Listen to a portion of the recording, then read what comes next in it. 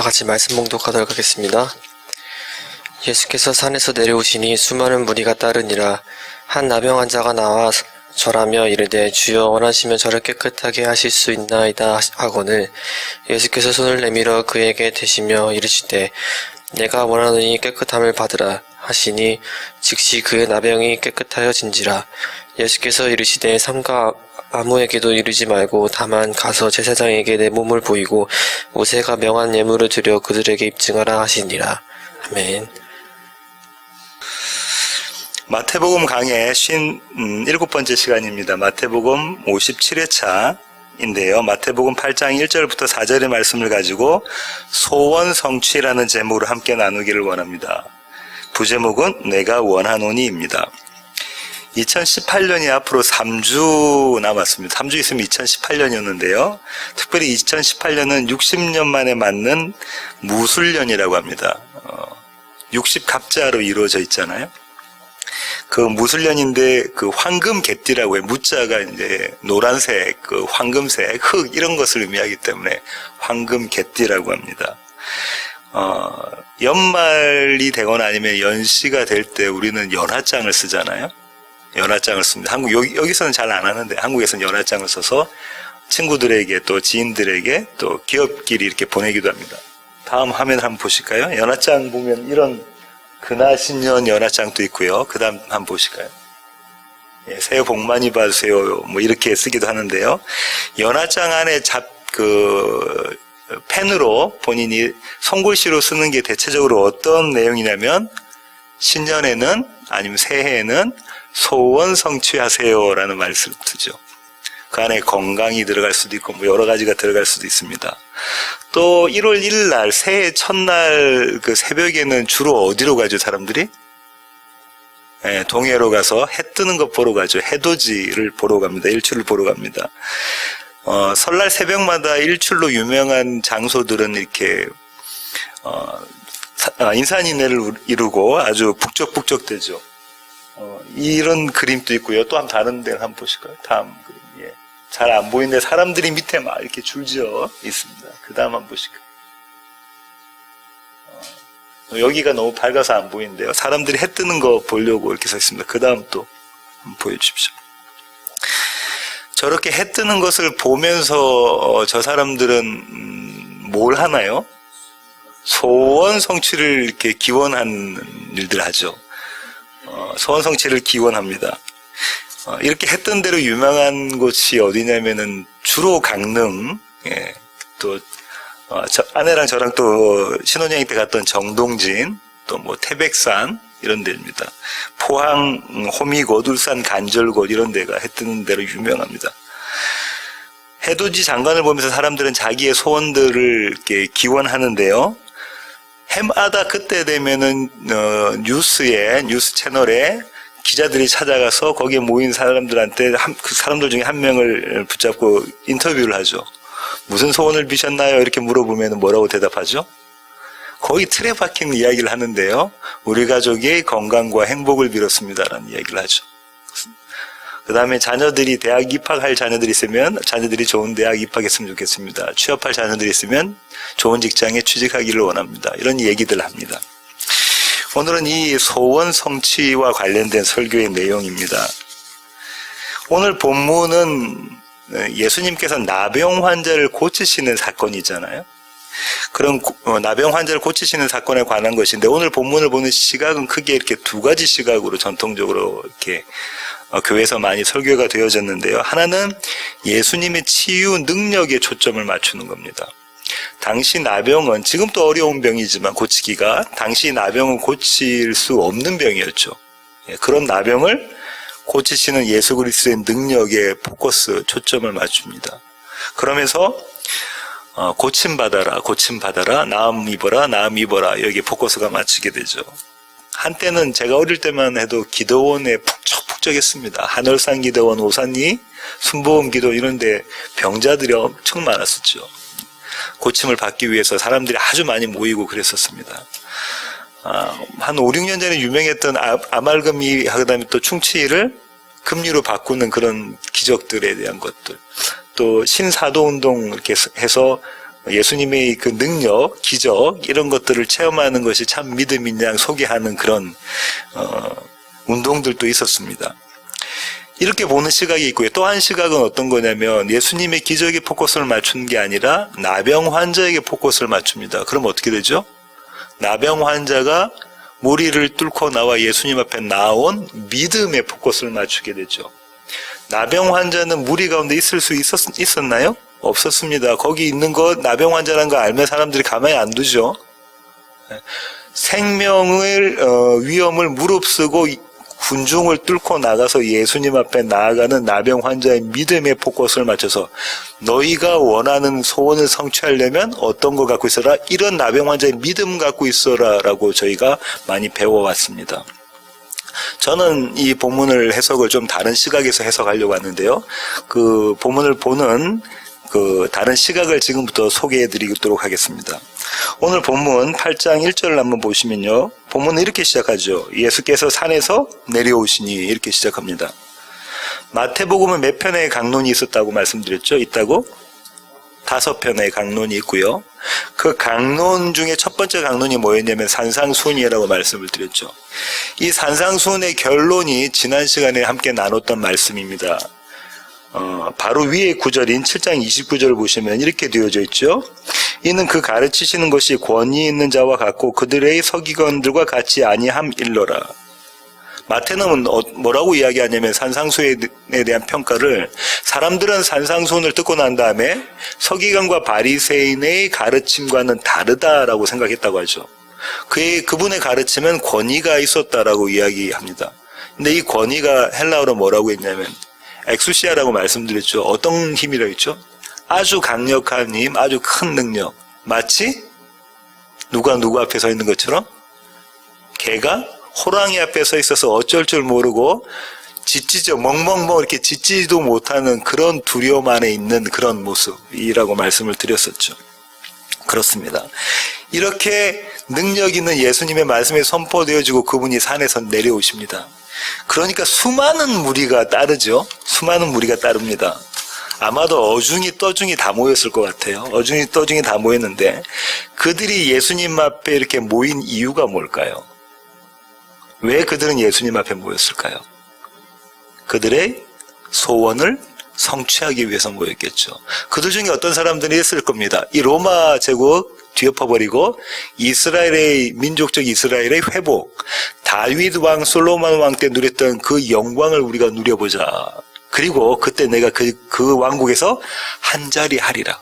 그리고 예수님을 따랐던 사람들도 있었을 거고요. 오늘 나병 환자처럼 자기 병을 고침 받기 위해서 자기가 병이 낫고자 예수님을 따랐던 사람들도 있었을 겁니다. 가난해서 부자가 되기 위해서 따랐던 사람도 있었을 거고요. 여러 모양의 사람들, 각양각색의 모양의 사람들이 그 가운데 있었을 겁니다. 그런데 그들 중 대부분은 예수님을 떠났습니다. 언제요?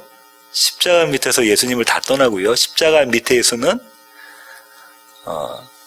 예수님을 사랑하는 제자와 이름이 마리아라고 불리는 여인들만 남아 있었죠. 이들은 예수님을 그렇게 따랐던 수많은 무리가 그렇게 예수님을 따랐는데 예수님을 십자가에 매달으라라고 예수님에게 저주하고 예수님을 고발했던 예수님에게 사형 선고를 내렸던 사람들이 이 수많은 무리들입니다.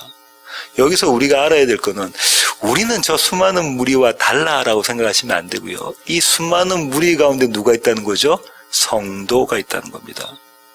그럼 성도는 그 수많은 무리와 다른 모습이었을까요? 아니요. 똑같은 모습입니다. 저와 여러분은 이 수많은 무리와 똑같은 모습이라는 거죠. 그렇습니다. 그 다음 구절을 보시면은요. 2절 한번 보실까요? 한 나병 환자가 나와 절하며 라고 2절이 시작되잖아요. 예수님께서 복음을 전파하시는 방식이 두 가지가 있다고 했죠. 그 두 가지가 4장 23절에 나옵니다. 마태복음 4장 23절 보시겠습니다. 마태복음 4장 23절입니다. 제가 한번 읽어보겠습니다. 예수께서 온 갈릴리에 두루 다니사 그들의 회당에서 가르치시며 천국 복음을 전파하시며 백성 중에 모든 병과 모든 약한 것을 고치시니. 키포인트는 복음을 전하시는 거고요. 그 복음이 회개하라, 천국이 왔다. 나의 나라, 내가 왔다라는 거고요. 그걸 가르치시는 방법이 하나는 가르치시는 것, 하나는 병든 자들, 약한 자들을 고쳐주시는 것이라고 말씀드렸죠. 지금까지 가르치셨으니까 이제부터 뭐 하실 차례입니까? 고쳐주실 자, 치유하실, 치료 사역을 하실 그런 타이밍인 거죠. 이 버전을 바울은 어떤 버전으로 설명하고 있냐면요. 에베소서 4장 13절로 한번 가보실까요? 에베소서 4장 13절입니다. 찾으셨으면 제가 한번 읽어보겠습니다. 우리가 다 하나님의 아들을 믿는 것과 아는 일에 하나가 되어 온전한 사람을 이루어 그리스도의 장성한 분량이 충만한 데까지 이르리니. 바울은 뭐라고 말하냐면 우리가 하나님의 아들을 믿는 것과 아는 일에 하나가 되다. 이것이 뭐냐면 예수님께서 가르치셔서 머리로 아는 복음, 예수님이 치료하셔서 몸으로 아는 복음이죠. 복음은 머리로만 알아서 안 되고요. 몸으로 내가 경험해야 되는 거죠. 그래야 바울이 이야기한 것처럼 온전한 믿음이 되어지는 겁니다. 우리 교회는 그래서 이 복음을 알고 복음을 경험하는 것을 어떻게 표현하고 있냐면요. 복음으로 사는 삶, 복사삶이라고 표현하고 있고요. 그렇게 모인 무리를 복음으로 사는 사람들에서 교회, 세워지는 교회라고 저희들이 표현하고 있습니다. 이제 산상수훈에서 예수님께서 복음을 선포하셨으니까 이 복음을 경험해야 되잖아요. 복음의 경험을 위해서 줄줄이 나온 사람들인데 그 첫 번째 순서가 바로 이 나병 환자고요. 그 다음에 열병 환자고요. 중풍 환자고요. 그 다음에 열병 환자고, 그 다음에 귀신 들린 자, 이렇게 줄줄이 예수님 앞에 복음을 경험하는 자들이 나오게 됩니다. 그 다음 구절 한번 보시면요. 똑같은 구절인데요. 한 나병 환자가 나와 절하며의 의미가 뭔가 한번 생각해 보실 필요가 있는데요. 여러분, 나병 잘 아시죠? 옛날에는 이걸 뭐라고 불렀냐면 문둥병이라고 불렀죠. 지금은 또 한센병이라고 이야기합니다. 이 병의 균을 발견한 사람을 한센이라고 해서 한센병이라고 하는데요. 제가 나병을 국어사전에서 어떻게 의미하고 있는지 제가 한번 읽어보겠습니다. 균이 있는데 이게 나균이라는 거죠. 나균에 의해 감염되는 만성 전염성 난치병이다. 고치기 어려운 병인 거죠. 주로 말초신경과 피부에 병원균이 침투하여 피부에 결절과 반문이 생기고 그 부분에 지각마비가 일어난다. 피부가 문드러지는 거죠. 그런데 문제는 뭐냐면 이게 아프지 않는다는 거예요. 아프지 않으니까 내가 살이 썩어도 아프지 않으니까 이게 문제가 된다는 거죠. 계속 읽겠습니다. 또한 눈썹이 빠지고 수족과 안면이 변형되며 시력장애 등의 증상이 나타나는 난치병의 하나이다. 아까도 말씀드린 것처럼 살이 썩어 들어가도 고통을 느끼지 못하는 무서운 병. 이 나병을 성경에서는 왜 나병을 이야기하고 있냐면 이것이 죄인들의 영적인 상태다 이렇게 말할 수가 있겠습니다. 그러면 이런 무시무시한 나병, 만약에 우리가 나병 환자를 만나서 악수를 한다고, 악수에 손을 내밀 사람도 별로 없고요. 만약에 악수를 하고 나면 어떻게 할까요? 화장실에 가서 손을 여러 번 씻겠죠. 그게 우리의 모습이잖아요. 근데 이 나병을 앓고 있는 그 본인은 어떤 정체성을 갖고 있었냐면 살았으나 죽은 자라는 정체성을 갖고 있습니다. 이들은 살아있나요 아직? 나병 환자는 살아있잖아요. 근데 이스라엘 사회로부터는 죽은 자로 취급되어졌습니다. 다른 말로 하면 산송장, 그런 취급을 받았죠. 레위기 13장 46절 보시겠습니다. 레위기 13장 46절입니다. 제가 한번 읽어볼게요. 병 있는 날 동안은 늘 부정할 것이라 그가 부정한 즉 혼자 살되 진영 밖에서 살지니라. 그 페이지 계속 펴놓으시고요. 뭐라고 이야기했죠? 병 있는 날 동안 부정한데 그가 부정한 즉 어떻게 살라고 하죠? 가족과 같이 살지 말고 혼자 살고 그것도 예루살렘 집 바깥으로 나가서 따로 살아라 그랬죠. 이렇게 사회와 단절된, 사회로부터 거절된 그런 모습으로 살았던 사람들이 나병 환자들인 거죠. 이 나병 환자들은 성전에 들어갈 수 있나요? 없습니다. 그럼 이스라엘 백성의 참여가 될 수 있나요? 없습니다. 하나님 나라의 백성인가요? 아닙니다. 천국을 소유할 수 없는 자가 나병 환자죠. 이런 나병 환자들은 자기 정체성을 어떻게 이야기했냐면 자기 입술로 뭘 외쳐야 됐죠? 부정하다, 부정하다를 외쳤어야 됩니다. 바로 그 위에 절 한번 보실까요? 레위기 13장 45절입니다. 나병 환자는 옷을 찢고 머리를 풀며 윗 입술을 가리고 외치기를 부정하다, 부정하다 할 것이요. 나병 환자는 뭐라고 이야기해야 된다고요? 부정하다, 부정하다. 왜 그 얘기를 해야 되죠? 그 나병의 이 환자가 부정하다, 부정하다 이야기 안 하면 모르고 있다가 거기에 접촉하는 사람이 있으면 그 사람이 뭐 어떻게 되죠? 부정해지기 때문에 그렇죠. 부정하다, 부정하다라는 걸 이야기해야 됩니다. 항상 이 나병 환자는 자기가 부정한 사람이라는 걸 알고 있을까요? 모를까요? 그럼 당연히 알고 있죠. 사람들 가운데 있으면 내가 부정하다라는 이야기를 내 입술로 고백을 해야 되는 자이기 때문에 그렇습니다. 그런데요, 여기서 마태가 이야기하는 중요한 포인트가 있는 게 뭐냐면 수많은 무리 중에 누가 있었다는 거예요. 나병 환자가 있었습니다. 수많은 무리들은 자기들이 전부 다 깨끗하다고 생각했던 사람들인데 그 중에 나병 환자가 있었던 거죠.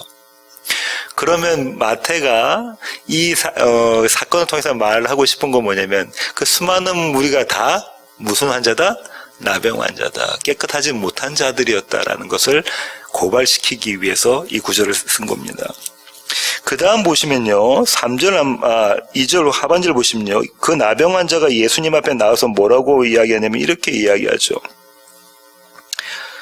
주여 원하시면 저를 깨끗게 하실 수 있나이다. 이렇게 이야기를 합니다. 주님께서 원하시면 제 이 나병을 고쳐주실 수 있습니다. 라고 이야기를 하죠. 나병 환자가 주님께 간구했던 걸 제가 조금 각색해서 한번 읽어보겠습니다. 아마 이렇게 각색해서 드라마로 만들어지지 않을까 싶은데요. 주님, 당신은 나를 깨끗하게 하실 능력이 있으신 분입니다. 물론 나는 이 지긋지긋한 나병에서 고침받고 싶습니다. 하지만 그것은 나의 원함이 아니라 주님의 원함에 달려있다는 것을 제가 잘 압니다. 주님께서 그냥 지나쳐 가셔도 저는 아무 할 말이 없습니다. 하지만 주님께서 원하시면 제 병을 고쳐주십시오.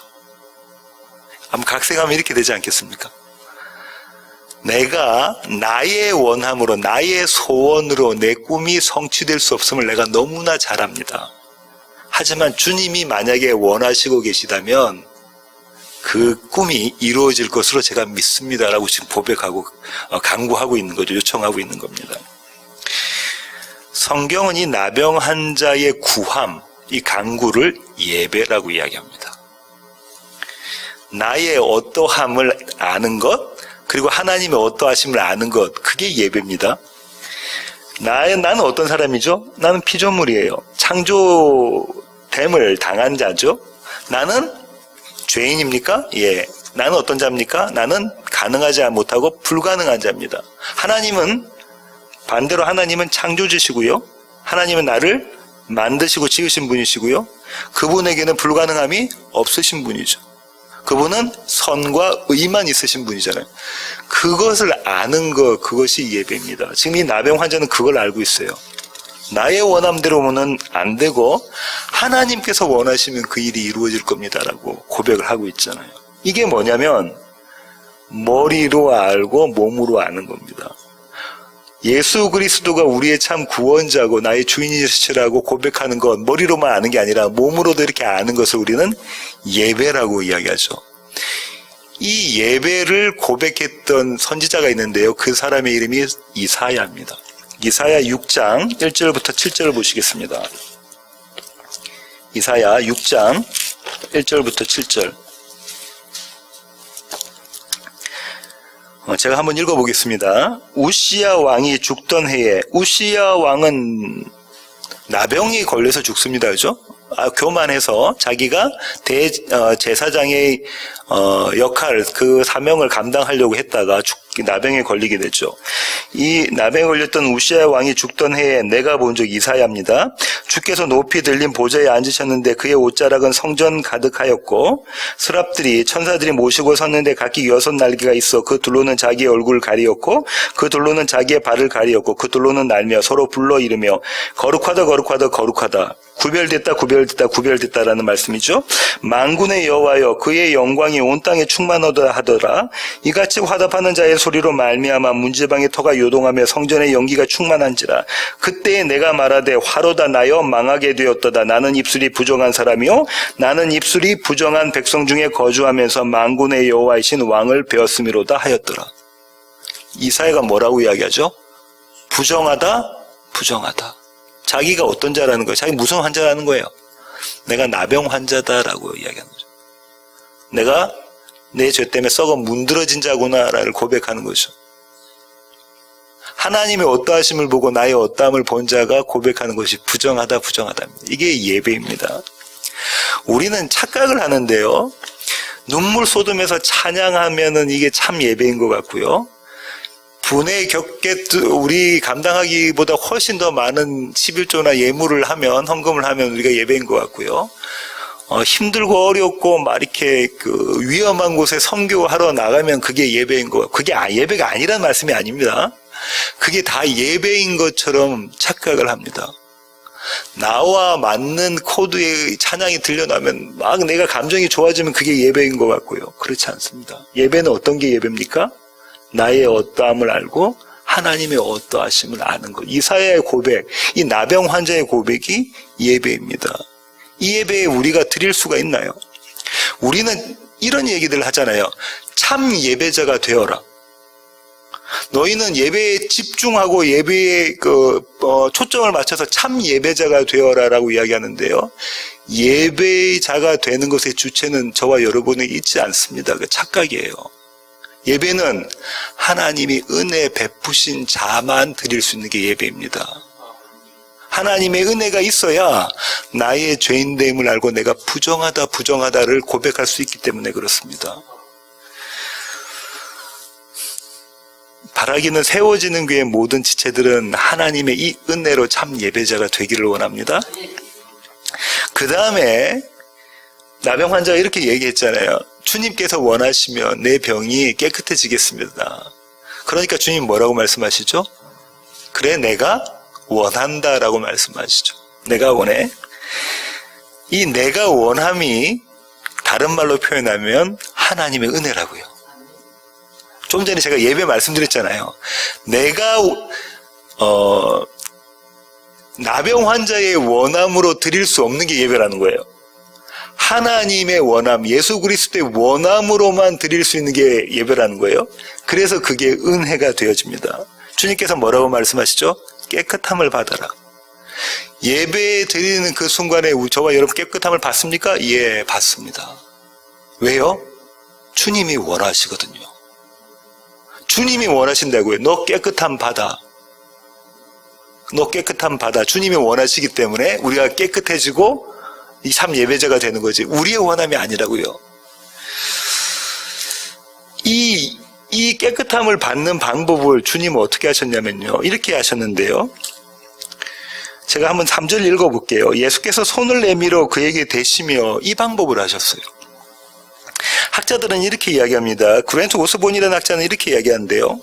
말씀으로 그를 치료하실 수도 있었지만 예수님은 대단한 동정심으로 그에게 손을 내미셨다. 예수님의 공감 능력, 심패시죠? 공감 능력에 초점을 맞춰서 이렇게 이야기합니다. 예수님 아주 대단한 공감 능력으로 그 나병 환자에게 손을 대셨다는 거죠.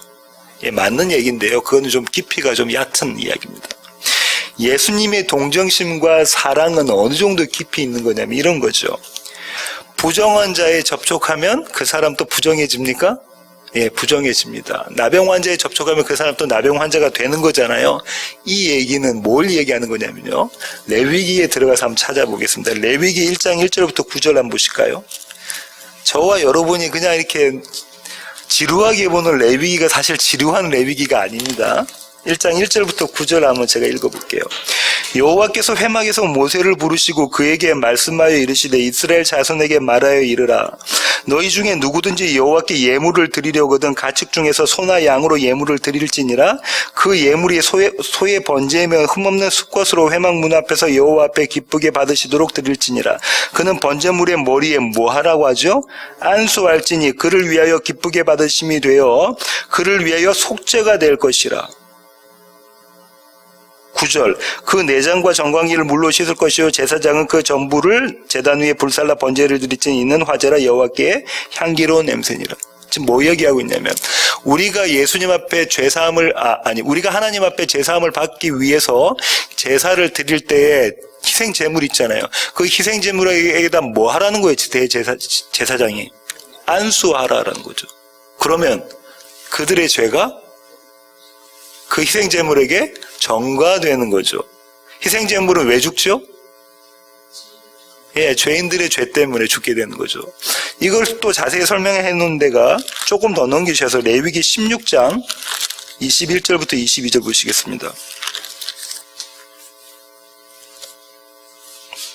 여러분은 잘 아는 두 염소에 대한 이야기인데요.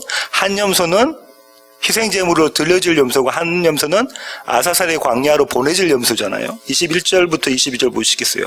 아론은 그의 두 손으로 살아있는 염소 아사살에 보내는 염소입니다. 염소의 머리에 안수하여 이스라엘 자손의 모든 불의와 그 범한 모든 죄를 아뢰고 그 죄를 염소의 머리에 두어 미리 정한 사람에게 맡겨 광야로 보낼지니 염소가 그들의 모든 불의를 지고 접근하기 어려운 땅에 이르거든 그는 그 염소를 광야에 놓을지니라. 그 유명한 아사살의 염소죠. 지금 어떻게 하냐면 아론과 그 제사장들이 어떻게 하죠? 염소의 두 뿔을 잡고 본인과 모든 이스라엘의 죄를 거기다 전가시키는 그림이 그려져 있잖아요.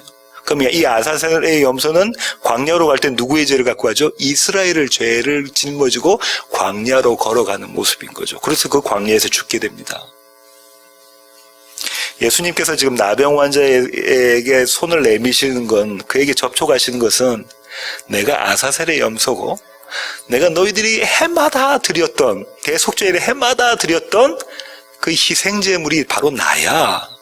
너희가 지금 드리고 있는 그 제사가 무엇인지 아니? 라고 지금 설명해 주시는 거죠. 시청각 자료를 통해서 설명해 주고 계시는 겁니다. 죄 없으신 분이 우리의 죄를 짊어지시고 죽으시는 그거 설명해 주시는 거죠. 그 방식으로 예수님은 나병 환자를 고쳐내십니다. 어떻게 해요? 십자가로 나병 환자를 고쳐내시고 그 다음에 뭐라고 나병 환자에게 말씀하시냐면 이렇게 말씀하시죠. 오늘 본문의 마지막 구절인 4절입니다. 예수께서 이르시되 삼가 아무에게도 이르지 말고 다만 가서 제사장에게 내 몸을 보이고 모세가 명한 예물을 드려 그들에게 입증하라 하시니라. 주님께서는 이 나병 환자에게 요청을 하시는데요. 그의 병고침을 제사장들에게 가서 뭐라고요? 입증하라라고 합니다. 증거해라 이렇게 이야기합니다. 나병에 대한 진단 권한은 누구에게 있냐면 지금 같으면 의사에게 있겠죠. 근데 그 당시에 누구에게 있었냐면 제사장에게 있었습니다. 레위기 14장 1절부터 3절 보시겠습니다. 레위기 14장 1절부터 3절입니다. 여호와께서 모세에게 말씀하여 이르시되 나병 환자가 정결하게 되는 날의 규례는 이러하니 곧 그 사람을 제사장에게로 데려갈 것이요 제사장은 진정에서 나가 진찰할지니 그 환자에게 있던 나병 환자가 나았으면 제사장이 뭐 하라고 그러죠? 마치 의사처럼 진찰해라 그러죠. 앞선 13장에 보면 나병 환자에 대한 그 진찰을 하고 나병 환자라고 선고하는 것이 어떤 형식으로 되어진다는 것이 레위기 13장에 아주 자세히 설명되어 있습니다.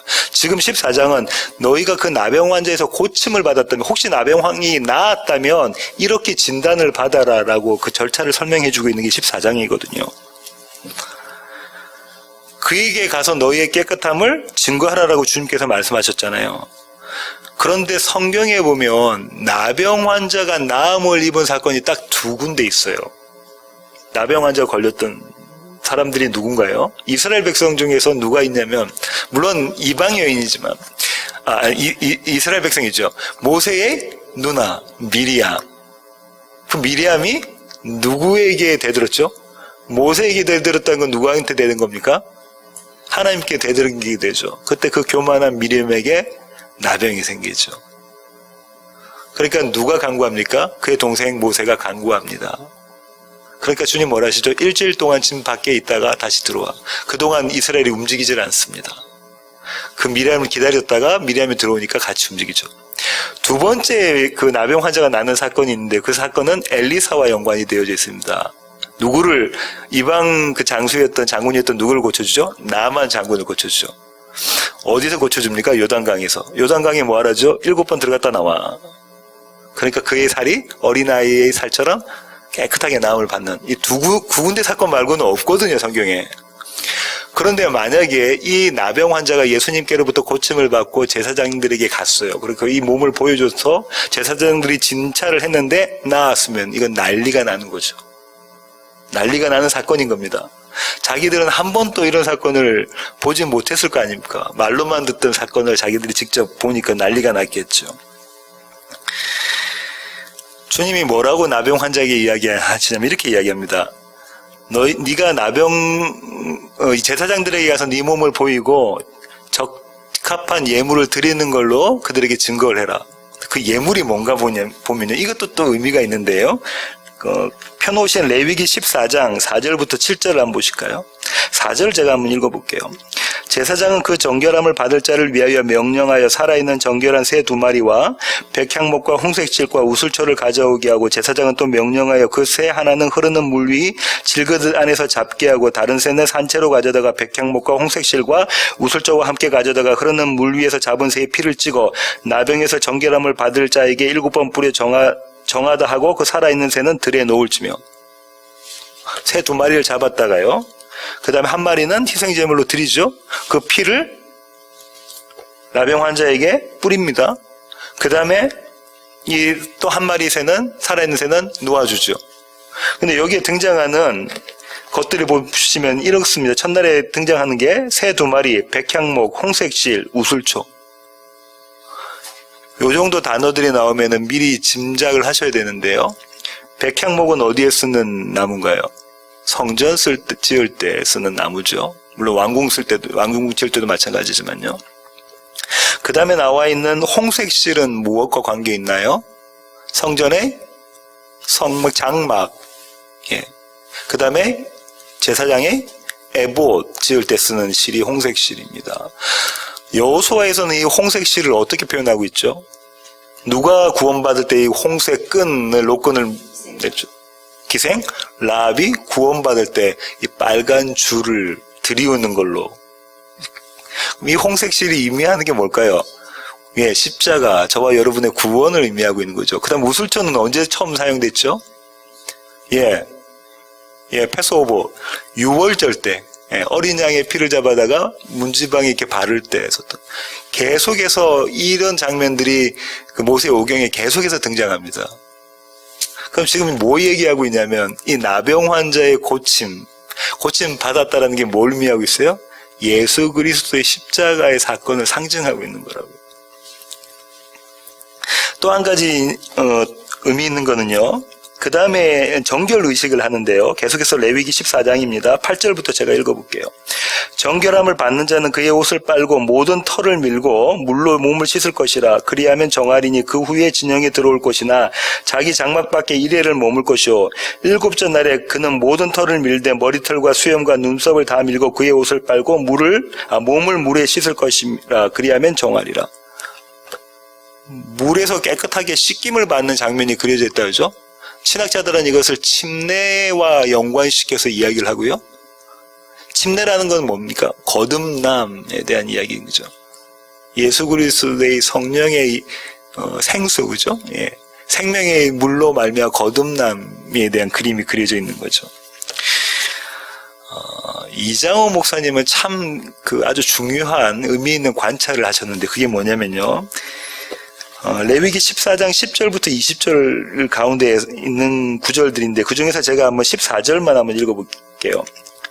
제사장은 그 속건제물의 피를 취하여 정결함을 받을 자의 오른쪽 깃보리와 오른쪽 엄지손가락과 오른쪽 엄지발가락에 바를 것이요.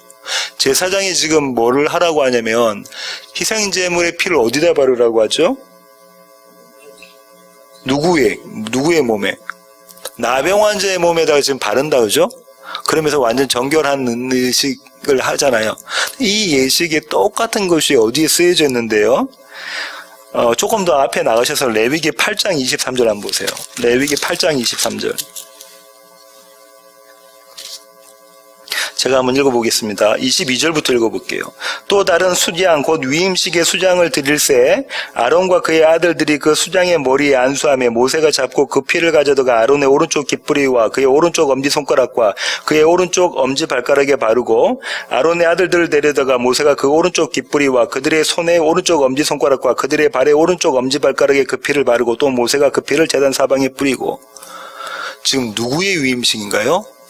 제사장들의 위임식에 나병 환자가 나았다는 것을 선포하는 그 예식과 똑같은 예식을 하고 있거든요.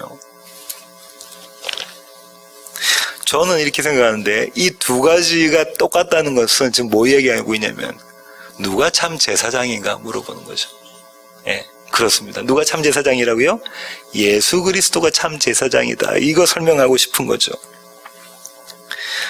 제사장들은 나병 환자를 진찰해서 마지막 그 진단을 하고 선고를 할 그 제사장들은 자신들이 깨끗하다고 생각했나요? 아니면은 깨끗하지 못하다고 생각했나요? 자기들은 깨끗하다라고 생각한 거죠. 자기들에겐 나병이 없다, 깨끗하다고 생각했죠. 나병이 없는 자는, 깨끗한 자는 누가 필요 없습니까? 예수가 필요가 없죠. 그런데 이 나병 환자는 자기가 깨끗하지 않다는 거 알죠? 이 자에겐 누가 필요합니까? 예수가 필요합니다. 나병 환자가 누구를 증거하는 거예요? 제사장과 예수 그리스도를 비교해서 누구 증거하죠? 예수 그리스도가 참 제사장이구나. 나의 참 중재자구나. 이걸 증거하고 있는 거죠. 참 제사장을 증거하는 자는 나병 환자고요. 그 나병 환자는 성경은 성도라고 부릅니다. 저와 여러분입니다. 오늘 설교의 결론을 맺겠습니다. 제가 오늘 성경 구절에서 주목했던 구절이, 오늘 본문에서 주목했던 구절이 3절에서 예수님께서 이렇게 말씀하시는 건데요. 내가 원하노니입니다. 내가 원하노니. 나병 환자의 원함과 나병 환자의 소원과 예수님의 소원의 차이점은 뭐냐면요. 나병 환자의 원함과 저와 여러분의 원함은 소원으로 마칩니다. 소원으로 끝나요. 그냥 소원이죠. 어떻게 할 수가 없어요. 예, 보세요. 연초에 우리가 뭐 한다고요? 소원에 대한 기원을 하잖아요. 소원 성취를 위한 기원하잖아요. 제가 세워지는 교회가 숫자적으로 엄청 부흥하게 해주시고 제가 이런 소원을 갖고 있다고 쳐요. 이 소원을 성취될 능력이 저에게 없습니다. 제가 건강하고 장수하게 해주세요. 이 소원을 성취할 능력이 나에게 없어요. 나병 환자에게는 그 소원을 성취할 능력이 없죠. 반대로 내가 원하노니라고 선언하셨던 예수 그리스도에게는 그 소원을 성취할 능력이 있으십니다. 대단한 차이인 거죠? 그렇습니다. 또 중요한 거는요, 내가 원하노니라고 주님이 나병 환자에게 말씀하셨던 그 원함은 언제부터 시작됐느냐입니다. 그렇습니다.